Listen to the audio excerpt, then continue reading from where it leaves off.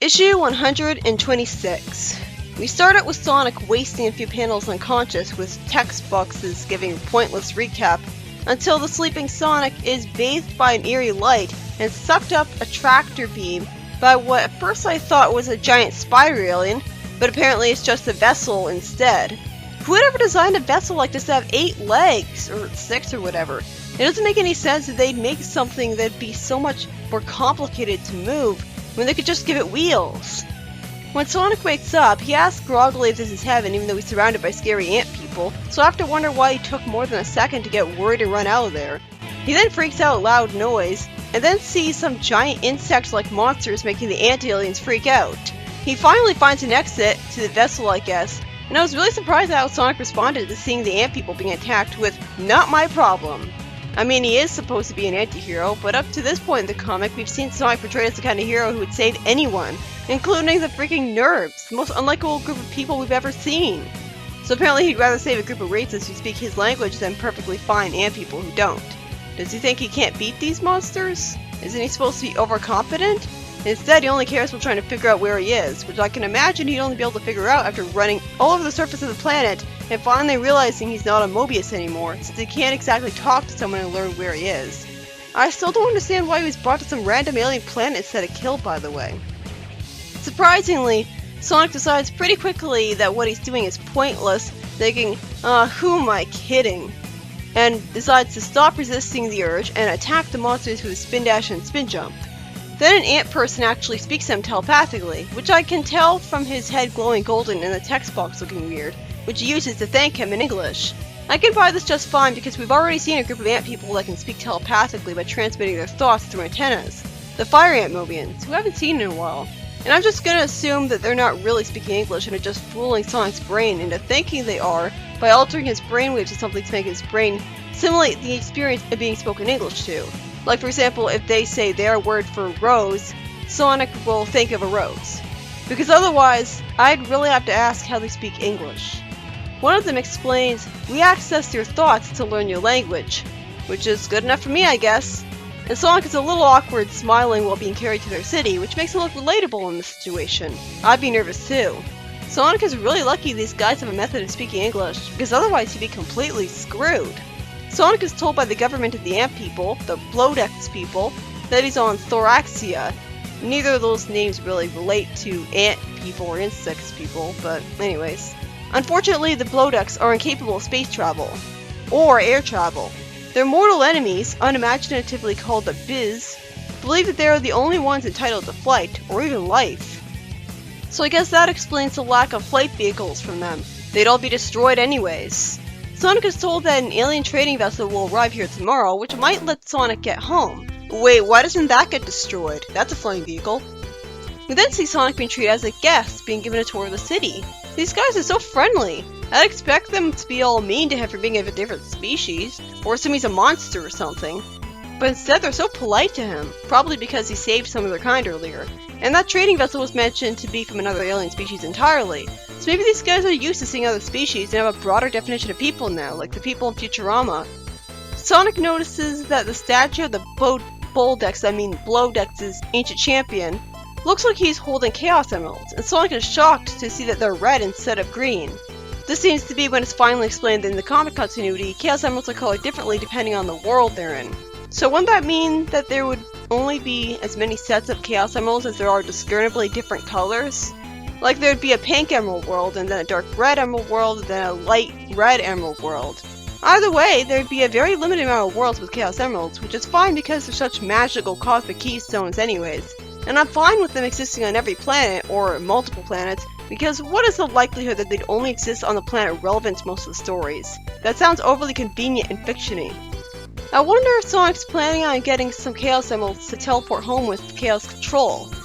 Did he learn how to do that from Shadow in this continuity too? He's told that the Chaos Emeralds fell from the sky and gave the Blodex's ancient champion the power to destroy the ancient Biz Queen. Somehow I'm expected to believe that for thousands of years they were safe, but now all of a sudden the Biz are back. Why? The only reason they'd be safe is if the only queen of the bee people was killed off, somehow being the only queen in an entire intelligent race of people, But if that was the case, why didn't the entire race just go extinct for good since bees need queens around for reproduction purposes? And if that's not the case, why did the destruction of one queen cause the biz people to go hide for thousands of years just to come back? Sonic is pressured to stay on Thoraxia and be their new defender, which of course he isn't too fond of because he wants to go home. After Sonic finally lampshades why the hell he was brought here instead of killed anyways, some biz people show up for an attack, and the queen of them was brought along to make sure they do the job right. Why the hell would they put their only royal figure at risk like that? Why would that make sure of anything? Is she the most powerful one? Is that why she's being led into battle? Doesn't change the fact that, from what I've been told, the death of one queen puts the entire race into hiding for thousands of years. So why are they risking it again? Then after Sonic worries about being outnumbered, even though he should just be able to move super speed and defeat every enemy in seconds anyways, it's explained that the Queen's Stinger can actually shoot toxin that can melt through any substance. Well, it is an alien bee after all. And it makes sense to me.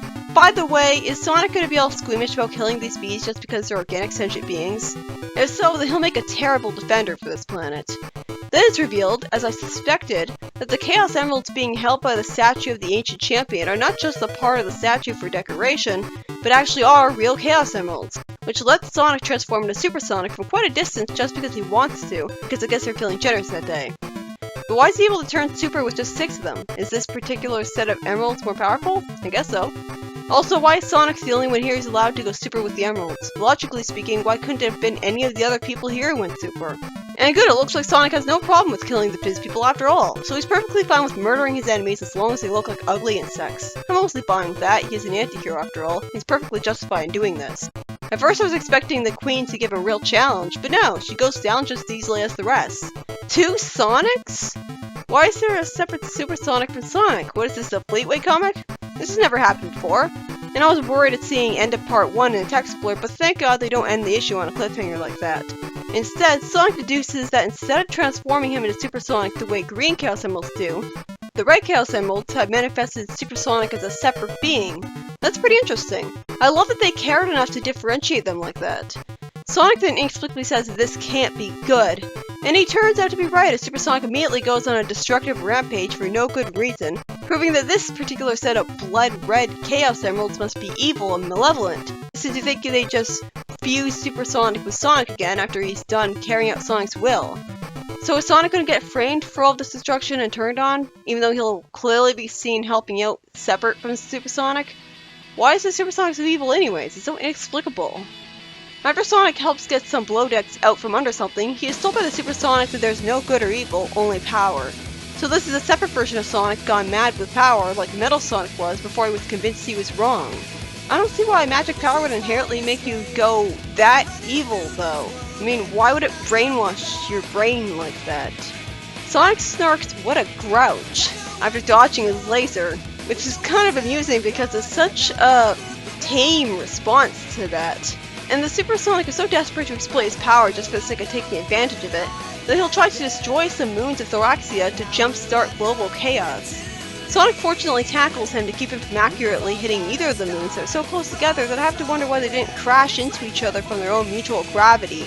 And Sonic gets beaten up briefly before he disappears, as some text blurbs reveal that much like a Mobius, Super Sonic's existence is only temporary. Sonic is happy to see this naturally, and says, "That's a side of me I never want to face again."